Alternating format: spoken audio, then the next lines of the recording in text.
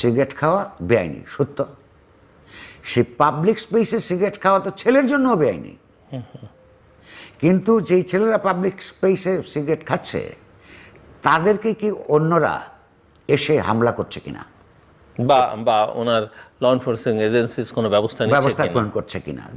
যারা সাম্প্রতিককালে ছাত্রছাত্রী গণঅভ্যুত্থানের পরে যারা রাজনীতি করবার সুযোগ লাভ করেছে অনেকটা নির্বিঘ্নে, তারা এই কাজগুলি করছে। আমি মনে করি যে কোনো গণতন্ত্র পরায়ণ শক্তি সামাজিক, রাজনৈতিক, এমনকি ব্যক্তি পর্যায়ে এগুলো প্রতিরোধ গড়ে তোলা দরকার। কারণ এই সমস্ত লাইসেন্স বাংলাদেশের আইন, এমনকি এই মুহূর্তে যে সংবিধান, অগণতান্ত্রিক সংবিধান একটা বিদ্যমান রয়েছে, সেটাও তাদেরকে দেয় না। এবং রাষ্ট্রকে, অর্থাৎ রাষ্ট্র যারা চালাচ্ছেন, তাদের পুরুষতান্ত্রিক মগজগুলিকে একটু গণতান্ত্রিক আদর্শ দিয়ে আপনার ভালো করে ওয়াশ করা দরকার।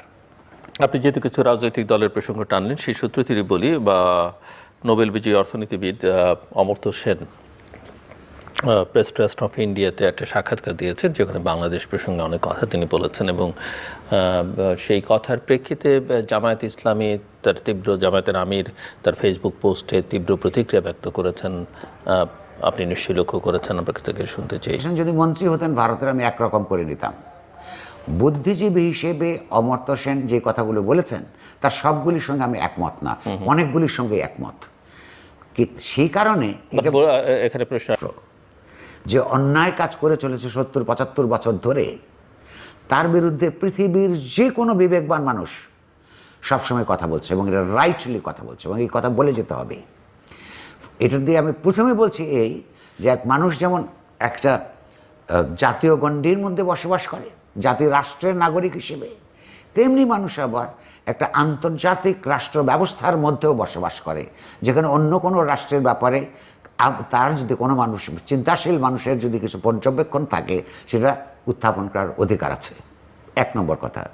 2 নম্বর হচ্ছে, তিনি বাংলাদেশের অমর্ত্য সেন, আমি বরং প্রশ্ন উত্থাপন করতে পারি যে তিনি আজকে যে উদ্বেগ প্রকাশ করছেন, তার অনেকগুলির উদ্বেগ আমাদেরও আছে।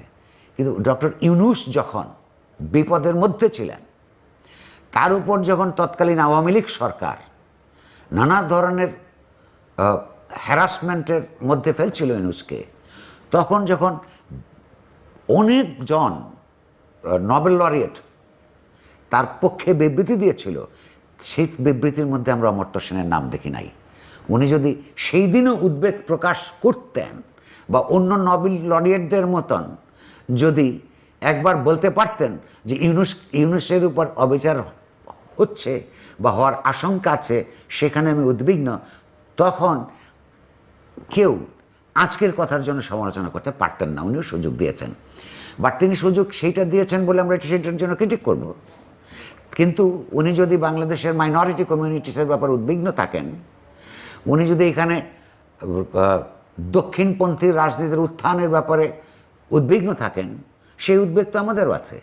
এবং এই উদ্বেগ তো তিনি বিজেপির যে দক্ষিণপন্থী রাজনীতি, তার বিরুদ্ধেও কিন্তু অমর্ত্য সেন অবস্থান গ্রহণ করেছেন, এবং সে কারণে তাকে ভারত সরকারের দিক থেকেও নানান ভর্ৎসনার শিকার হতে হয়েছে। ফলে জামাত ইসলামী একটা জেনারেল যে তার রাজনীতি, যে রাজনীতির মধ্যে যুক্তির চেয়ে অনেক বেশি আছে রাজনৈতিক, নিজেকে রাজনৈতিক ক্ষমতায়নের জন্যে মানুষের সাধারণ সেন্টিমেন্টকে ব্যবহার করা, ভারত বিরোধী সেন্টিমেন্টকে ব্যবহার করা। ভারতের বিরুদ্ধে বাংলাদেশের মানুষের লক্ষ কোটি কোটি মানুষের ভারত সরকারের বিরুদ্ধে, ভারত রাষ্ট্রের বিরুদ্ধে আপনার ন্যায্য অভিযোগ আছে, এবং আমরা পরিষ্কারভাবে লক্ষ্য করছি এটার বিরুদ্ধে মানুষের, যে বাংলাদেশের মানুষের যে ন্যায্য অভিযোগ এবং ক্ষোভ আছে, সেই ক্ষোভটা নিজস্ব রাজনৈতিক দলীয় প্রয়োজনে অন্যায়ভাবে ব্যবহার করা খারাপ। আর ভারত রাষ্ট্রের যে আচরণ, আর ব্যক্তি হিসেবে ইন্ডিভিজুয়াল একজন বুদ্ধিজীবী হিসেবে অমর্ত্য সেনের যে আপনার পর্যবেক্ষণ, এই দুইটার সঙ্গে মিলানোর কোনো কারণ নাই। কারণ ভারতীয় রাষ্ট্রের বিরুদ্ধে খোদ ভারতীয় আপনার ধর্মীয় এবং জাতিগত সংখ্যালঘু মানুষরাও কিন্তু সংগ্রাম করছে। সেই সংগ্রামের সঙ্গে আমি একমত এবং আমি তাদের পক্ষে লিখি। সেটা ভারত রাষ্ট্র যদি বলে যে আমি আপনার তাদের আভ্যন্তরীণ ব্যাপারে হস্তক্ষেপ করছি, বলতে পারে, কিন্তু আমার মানবীয় দায়িত্ব, গণতান্ত্রিক দায়িত্ব যে পৃথিবীর যে কোনো জায়গায় যে কোনো নিপীড়িত মানুষের পক্ষে আপনি যতটুকু পারেন সেই সামর্থ্য নিয়ে দাঁড়াবার। ফলে ভারতের বিরুদ্ধে অ্যাসাচ কথা বলা আর কোনো একজন নাগরিকের কিছু ন্যায্য কথা, কিছু অন্যায্য কথা, হ্যাঁ, তার বিরুদ্ধে মানে হচ্ছে পুরো, কারণ অমর্ত্য সেন নিজেও পুরো ভারতকে প্রতিনিধিত্ব করেন না। তো ফলে এগুলো জামাত ইসলামের দিক থেকে তো সারা জীবন ধরে আমরা লক্ষ্য করেছি, যতটা না তারা গণতন্ত্র পরায়ণ, তার চাইতে অনেক বেশি কৌশলবাজ, নানান ধরনের উদ্দেশ্যে এই সমস্ত কথা। কালকে আরেকটি সাক্ষাৎকারও অন্তর্বর্তীকালীন সরকার প্রধানের যা প্রকাশিত হয়েছে বিবিসি বাংলার সঙ্গে, তিনি সাক্ষাৎকার দিয়েছেন। এর আগে আপনি সম্ভবত আপনার নেওয়া সাক্ষাৎকারের পরে এটি একটি সাক্ষাৎকার, যেখানে তিনি নির্বাচন, সেনাবাহিনীর সঙ্গে সম্পর্ক, ভারতের সঙ্গে সম্পর্ক সহ নানা বিষয় নিয়ে কথা বলেছেন। সরকারের পারফরমেন্স, আইন শৃঙ্খলা পরিস্থিতি, অর্থনীতি, আপনার কাছে কি মনে হয়? অনেকগুলি গুরুত্বপূর্ণ কথা বলেছেন। এক নম্বর হচ্ছে যে আমাদেরকে একটা বা সারা পৃথিবীকে একটা খবর দিয়েছেন যে সেনাবাহিনী তার সঙ্গে আপনার সহযোগিতা করে যাচ্ছে। এটা অত্যন্ত গুরুত্বপূর্ণ খবর। কারণ হচ্ছে যে তার সরকার অধিষ্ঠিত হওয়ার পেছনে রাজনৈতিক শক্তিগুলো, তৎকালীন বৈষম্যবিরোধী ছাত্র সমাজের নেতৃবৃন্দ, তারা যেমন সমর্থন দিয়েছিলেন, এটা ফ্যাসিলিটেট করেছে কিন্তু বাংলাদেশের সেনাবাহিনী এবং তার বিশেষত তার প্রধান। তো সেনাবাহিনীর প্রধান কয়েকদিন আগে যে বক্তব্য একটা দিলেন, সেই বক্তব্যের ভাষাগত সমস্যার কারণে আমি বলবো বাংলাদেশে কতগুলো বিভ্রান্তির তৈরি হয়েছে। এই বক্তব্য তিনি কি বলছিলেন, মারামারি হানাহানি রাজনৈতিক দলগুলোর মধ্যে বন্ধ করতে বলেছেন, তা না হলে দেশের সার্বভৌমত্ব ক্ষুণ্ণ হবে।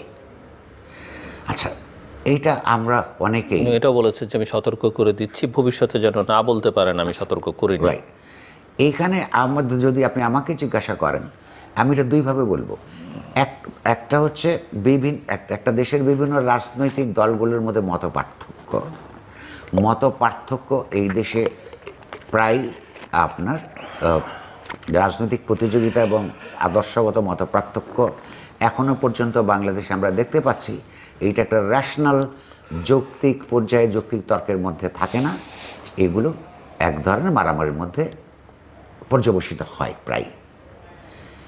কিন্তু এটার নতুন কিছু না, এবং এটা নতুন শুধু বাংলাদেশের অনন্য ঘটনা না।